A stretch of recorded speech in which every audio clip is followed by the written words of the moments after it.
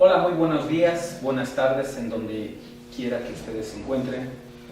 Mi nombre es Omar Domínguez. Voy a dar una primera sesión relacionada con sistemas electromecánicos, particularmente el caso específico de un tipo especial de actuador utilizado mucho en sistemas robóticos y otro tipo de sistemas mecatrónicos. Y básicamente estamos hablando del motor de corriente directa cuyo devanado de campo estatórico es de magnetismo fijo, es decir, aquel que puede ser susceptible de ser controlado en la armadura, rotor o inducido. Muy bien, entonces vamos a iniciar nuestra primera sesión que lleva por nombre modelo matemático aproximado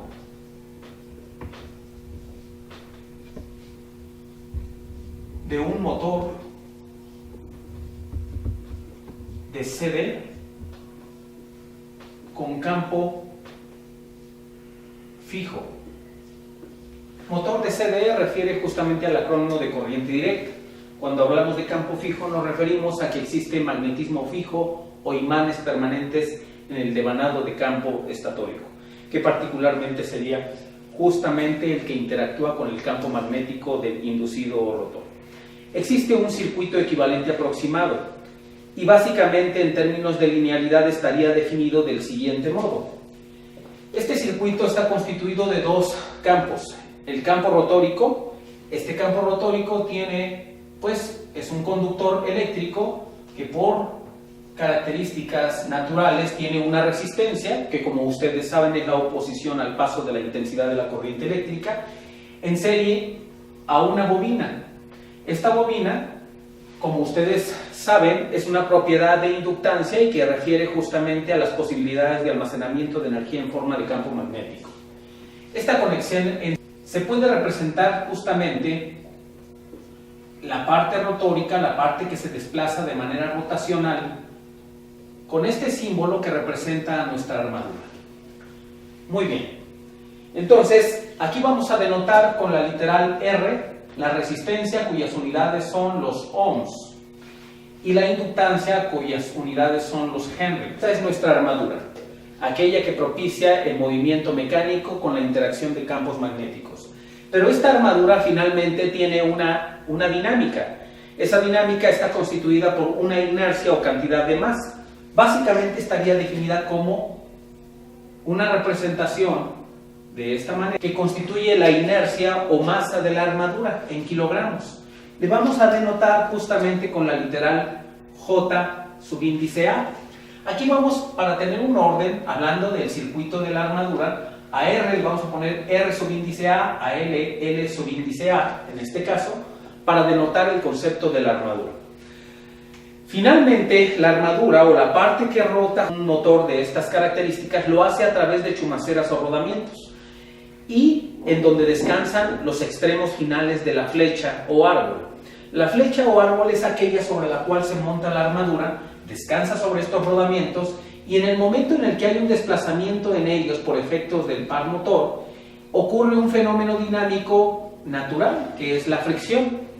Existen muchas formas de conceptualizar la fricción. En esta primera sesión lo que voy a dar a conocer es la fricción viscosa o fricción dinámica, aquella que permite conocer la oposición al movimiento, pero que depende justamente de la velocidad y pues es representada de manera lineal.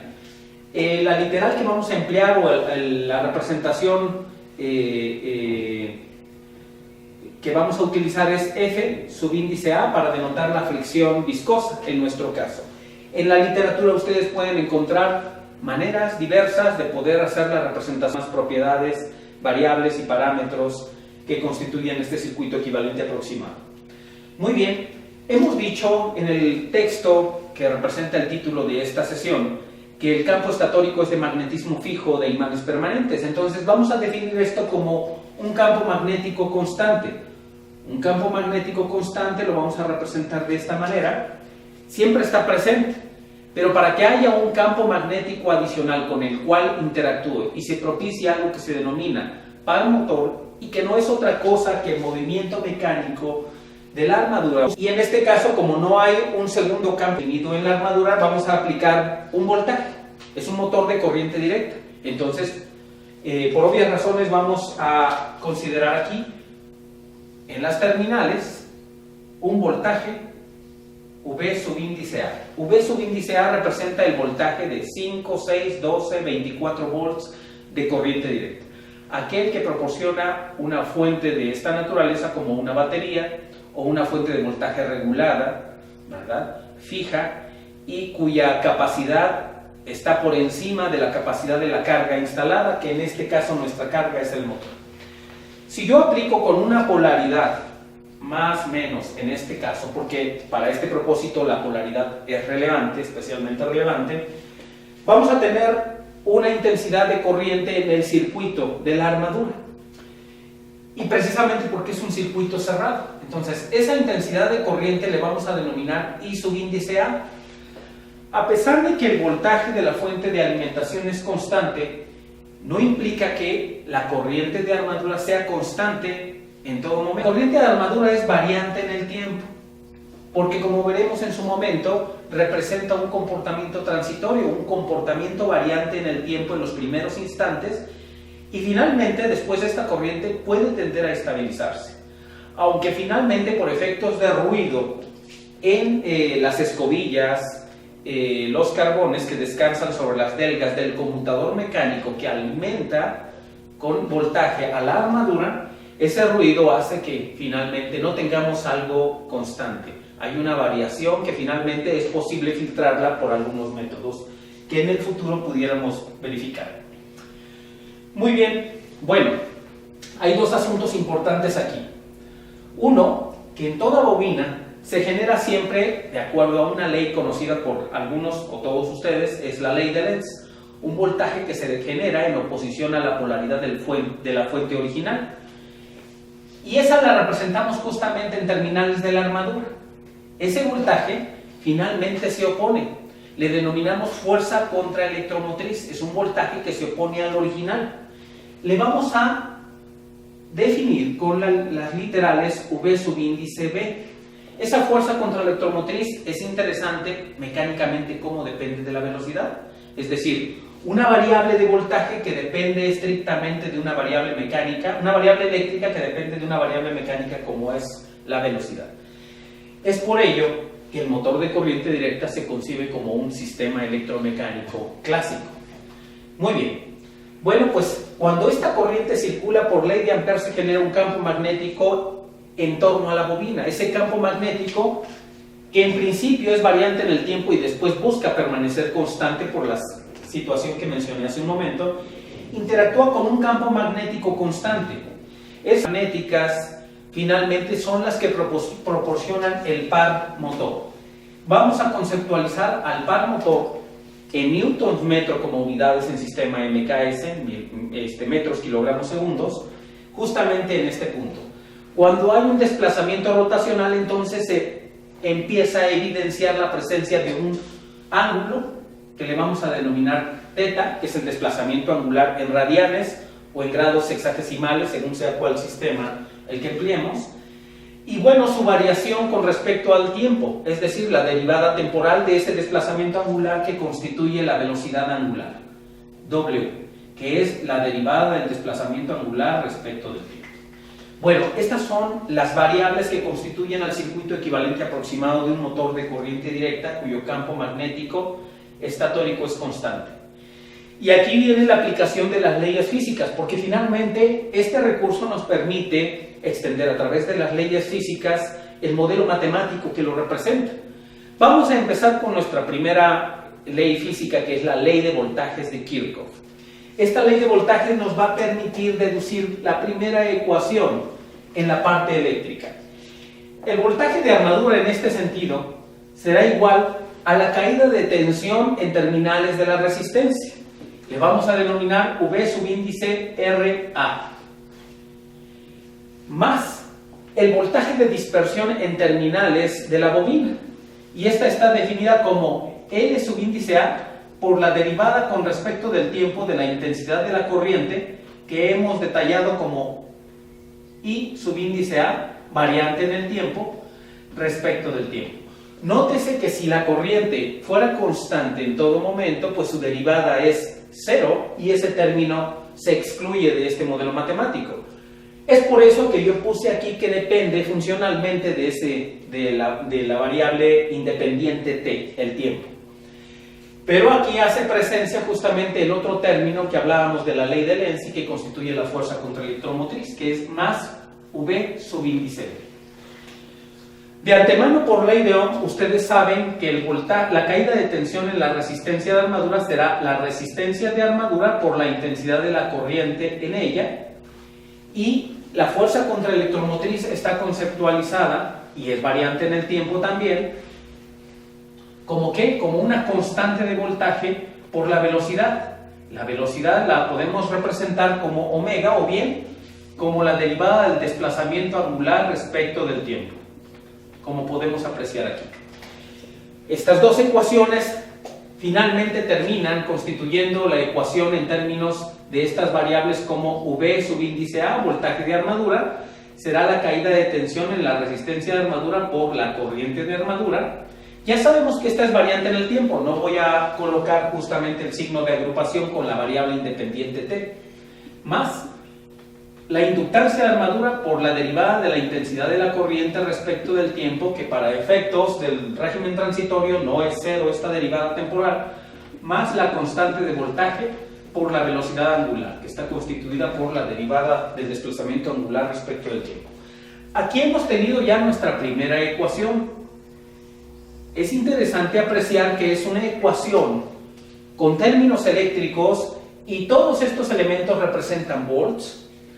La caída de tensión en volts, el voltaje de dispersión en volts, la fuerza contraelectromotriz en volts, y justamente su suma debiera ser idealmente igual al voltaje que estamos aplicando vía una fuente de voltaje de alimentación de corriente directa, V subíndice A. Pero acontece otro fenómeno dinámico del lado de la carga, porque finalmente la parte mecánica es lo que nosotros buscamos resolver en una aplicación. El motor es la transformación o un sistema de conversión de energía eléctrica a energía mecánica. La parte mecánica se concibe por segunda ley de Newton y dinámicas de sistemas tribológicos, como en el caso de la fricción viscosa. Particularmente aquí podemos conceptualizar una ecuación de pares. El par que yo debiera tener para poder propiciar la inminencia y posteriormente romper con el efecto inercial debido al estado de reposo, ese par, esa fuerza de la interacción de campos magnéticos, tiene que vencer al par debido a la inercia de la armadura. Es decir, a la inercia debido al estado de reposo. La armadura tiene una masa y la fuerza aplicada tiene que vencer esa condición de reposo. Pero también tiene que vencer una fuerza que se opone al movimiento y que linealmente, en el primer caso especial que hablamos de la tribología basada en la fricción viscosa o fricción dinámica en las chumaceras, TF subíndice A, que depende estrictamente de la velocidad. Entonces es una ecuación de pares. El par está concebido en sistema MKS en newtons por metro. Entonces tendríamos una componente de par inercial en newtons metro y una componente de fricción viscosa en newtons metro. Y eso deriva justamente en cuál es el par en newtons metro que yo debiera tener en la armadura de ese motor. Ahora, de acuerdo a leyes físicas, concebimos que el par inercial tau o T subíndice J subíndice A sería igual a ¿quién? A la constante de inercia J subíndice A por la aceleración, es masa por aceleración, segunda ley de Newton. De manera ideal, entonces estaríamos hablando que es la segunda derivada del desplazamiento angular respecto del tiempo. Por otro lado, tenemos el par de fricción viscosa. Y si hablamos del caso de fricción más simple que existe, el par de fricción viscosa o dinámica sería la constante de fricción, F subíndice A, por la velocidad angular, es decir, la primera derivada respecto del tiempo del desplazamiento angular. Y esto nos lleva a considerar justamente una ecuación de pares. Tau, el par requerido para romper con la inercia debido al estado de reposo, sería J subíndice A por la aceleración angular más F subíndice A por el desplazamiento angular, la derivada del desplazamiento angular respecto del tiempo. Esto significa una segunda ecuación diferencial. En el caso del circuito eléctrico, aquel que tiene una componente mecánica, que es la velocidad, es una ecuación diferencial de primer orden. Los coeficientes son constantes, es una ecuación ordinaria porque solamente tenemos una variable independiente que es T y es no homogénea en el voltaje de alimentación. Para nuestra segunda ecuación, que es la ecuación de pares, es una ecuación diferencial de segundo orden, pero también finalmente es ordinaria, coeficientes constantes, no homogénea en tabla. Existe un principio que define eléctricamente cuáles son las condiciones del par en términos de la intensidad de corriente que circula en la armadura.